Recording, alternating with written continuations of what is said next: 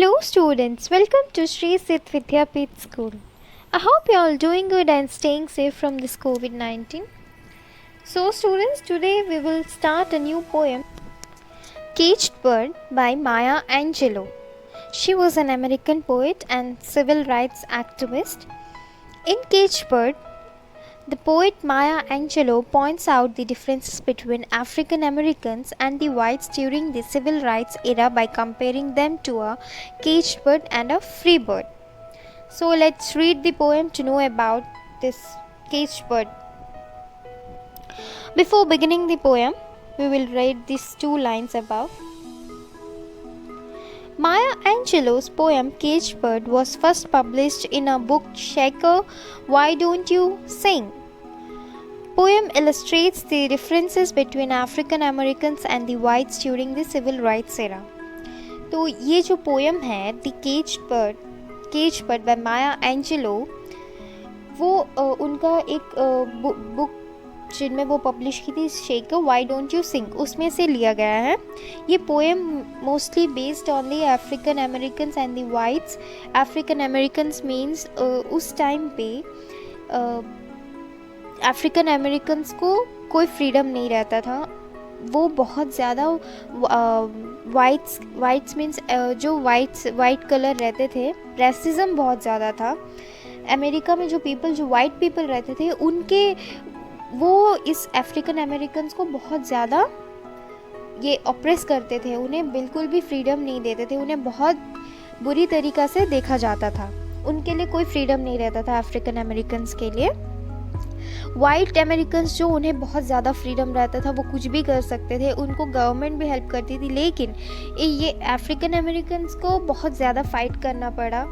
उन्हें बहुत रेसिज्म बहुत ज़्यादा होता था क्योंकि वो ब्लैक रहते थे, तो उन्हें बहुत ज़्यादा बैकवर्ड टाइप में देखा जाता था.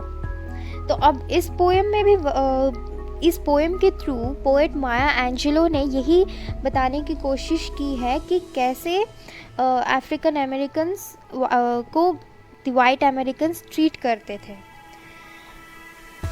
उस दोनों के बीच में क्या डिफरेंस है, यही उन्होंने इस पोएम के थ्रू हमें बताना चाहा. अ free bird leaps on the back of the wind and floats downstream till the current ends and dips his wing in the orange sun rays and dares to claim the sky. Free bird जो है वो free bird जो हवा में अपने मर्जी से उड़ता है, मतलब उसे ये लगता है कि वो बहुत ही फ्री है, वो कुछ भी कर सकता है. वो मतलब वो इतना ज़्यादा फ्री है कि वो विंड के साथ वो उड़ सकता है, वो डाउन स्ट्रीम के साथ फ्लोट कर सकता है. वो उसके अकॉर्डिंगली वो कुछ भी कर सकता है बिकॉज ही इज़ फ्री. वो सन रेस के साथ वो अपने विंग्स को डिप कर सकता है और स्काई को वो डेयर कर सकता है कि स्काई को मेरा स्काई है कह सकते हैं.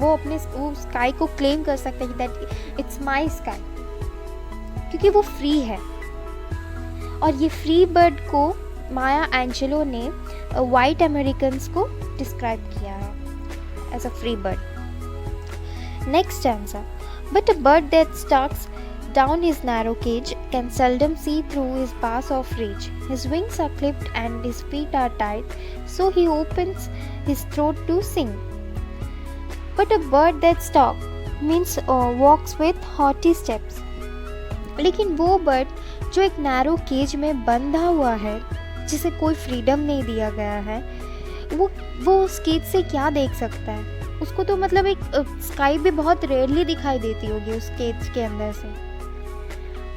can seldom see through the bars of rage. वो उस केज के बार्स से क्या देख सकता है, कुछ भी नहीं. उसे बेरली कुछ दिखाई देती होगी उधर से, क्योंकि उसके विंग्स जो थे वो बंधे हुए हैं. उसकी फीट जो है मतलब उसके विंग्स को काट चुके हैं और उसकी फीट को जो है बांधे हुए हैं.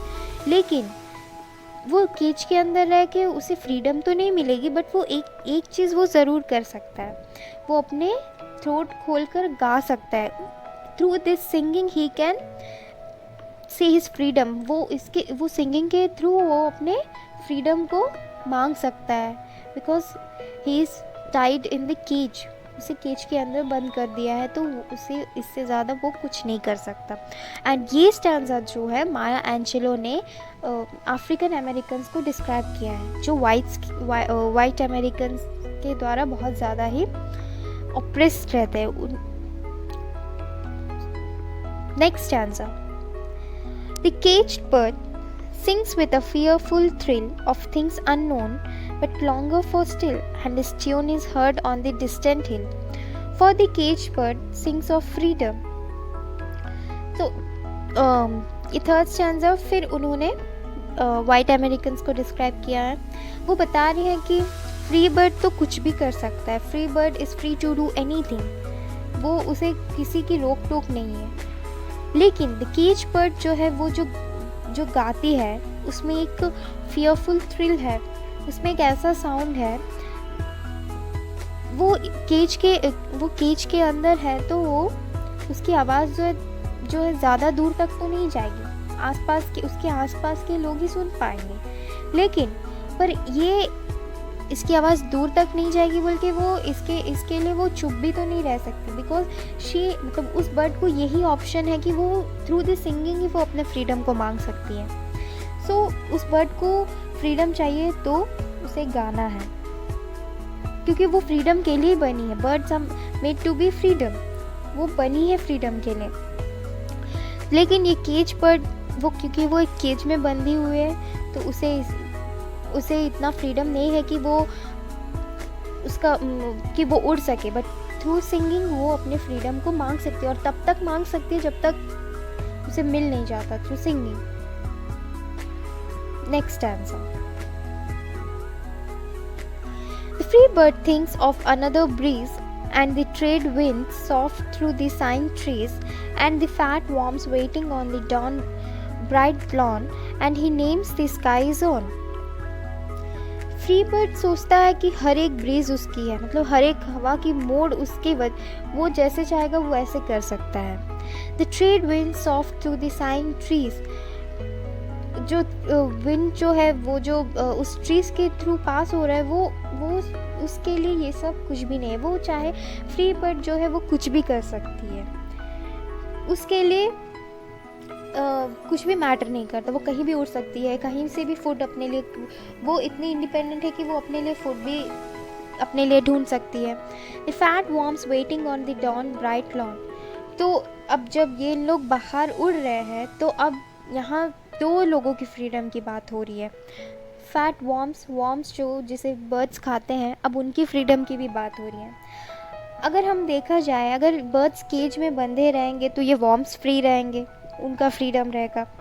अगर ये ओपन रहेंगे, अगर बर्ड्स फ्रीली घूमेंगे तो उनका फ्रीडम भी नहीं रहेगा, क्योंकि सुबह पूरा इन लोग घूमेंगे और रात में एज अ फूड इन लोग वॉर्म्स खाएंगे बर्ड्स, तो यहाँ इनका भी फ्रीडम नहीं रहेगा।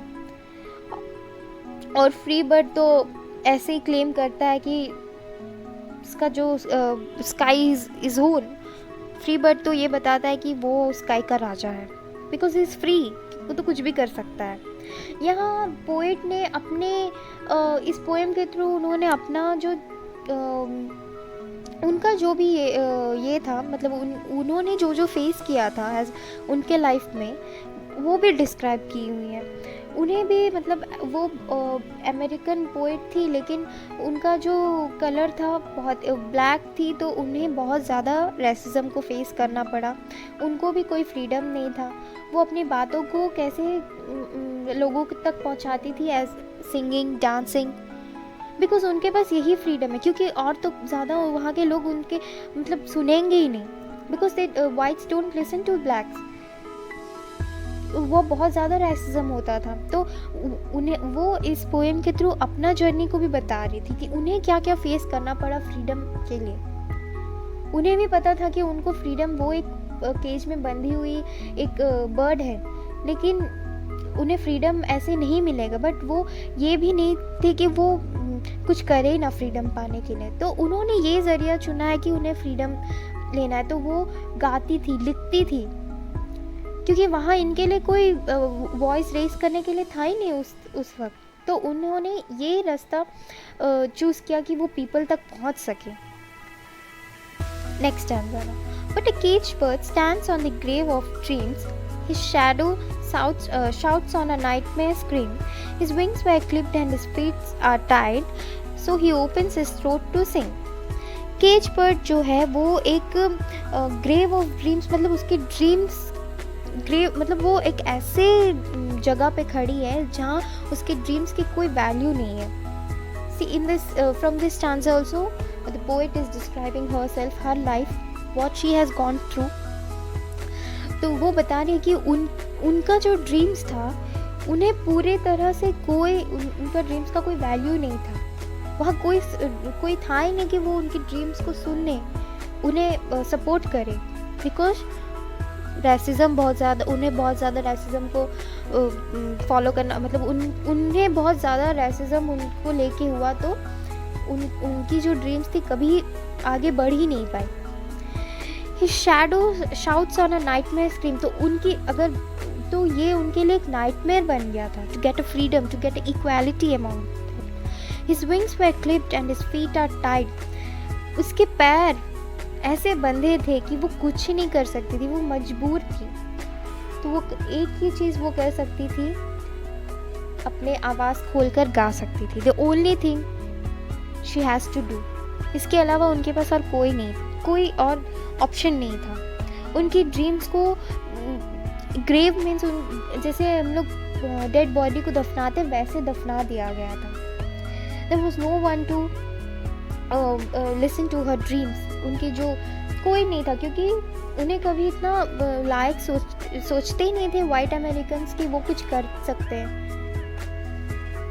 The cage bird sings with a fearful thrill of things unknown but longed for still, and his tune is heard on the distant hill, for the caged bird sings of freedom. फिर से उन्होंने ये stanza repeat की. वही बता रही है कि केज बर्ड जो गाती है उनके आवाज़ में एक बहुत ही हैवी साउंड है, जिसके थ्रू ही वो अपना फ्रीडम मांग सकती है.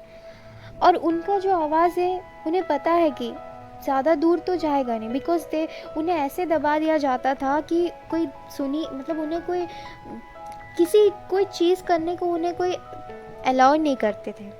दे were not meant to do anything in their life because they are black. So आप लोगों ने हिस्ट्री सिविक्स में पॉलिटिकल साइंस में पढ़े होंगे about this African Americans and the white Americans, कैसे उन्हें ट्रीट किया जाता था. सो इस पोएम के थ्रू भी वो वही बता रही थी कि उन्हें पता है कि फ्रीडम तो नहीं मिलने वाला, लेकिन उन्हें वो ऐसे गाए कि उसी में उन्हें वो फ्रीडम पाना है. Because they were meant to be. उन्हें पता था कि हमें कभी ना कभी फ्रीडम मिलेगा, वो फ्रीडम के लिए ही बने हैं. But still they were oppressed by the whites.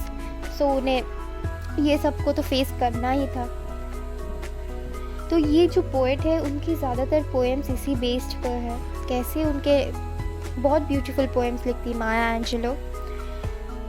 उनकी mostly poems whites and blacks को लेके ही रहता है, एंड उनके लाइफ को लेके रहता है कि कैसे उन्हें ट्रीट किया जाता था, how she used to get treated, उन्हें क्या करना पड़ा उनके अपने फ्रीडम पाने के लिए.